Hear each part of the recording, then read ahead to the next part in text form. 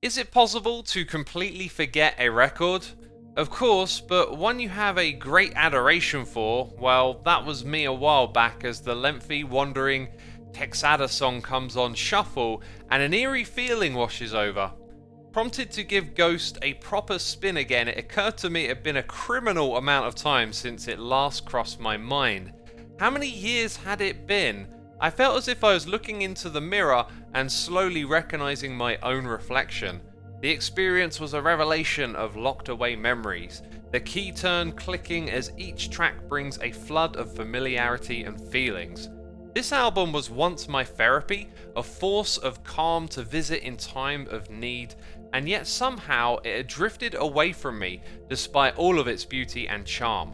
To me, Ghost feels like a further exploration of the magic key offered 2 years back, stripping out the metallic grooves and sailing into the lofty indulgence of his deeply reverberated guitar tones. The inclusion of soft airy synths, dreamy electronic ambiences, and the dynamic woodworks of Cat Apple illuminates a wholesome spirit most of these songs embody.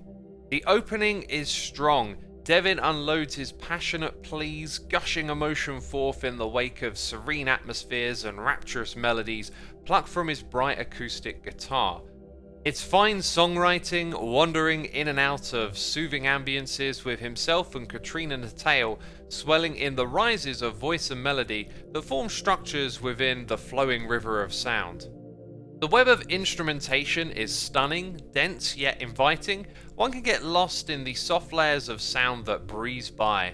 Dave Young's key work with the synths add an endless sparkle of cosmic curiosity with the psychedelic electronic tones he interweaves. The percussion from Mike St. Jean is timely and measured, complementing the wondrous direction the music steers in, retreating in its lulls and subtly rising in the surges of songwriting. It's a performance that understands exactly what the record needs, a textural performance of craft and softness. Sadly, I feel as if the record falters in its length. At 17 minutes, its initial pattern meandering between swooning atmospheres and bursts of life gets weighed down at the midpoint. It's with Monsoon that the tone pivots to the exploratory.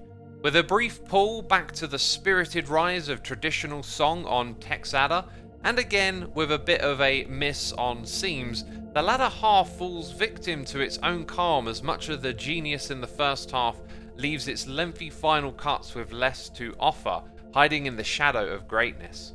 Healing is the word I'm left with to describe this record's mood. It's a therapeutic experience and a curious one to rediscover again. It's as if it never left, but now with the tentative ears of an infused listener keen to analyse my own experience, I realise that genius is rare and can be exhausted.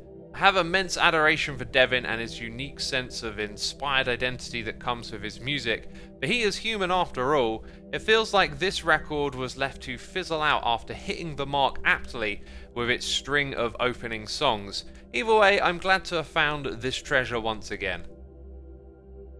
Thanks for listening. If you'd like to see some more of my music blogs, go check the website out. Every page has over 1,000 articles sorted by artist, year, genre and more.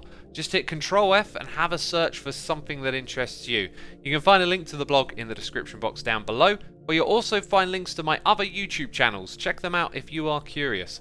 Thanks again for watching and be sure to subscribe to catch the next upload.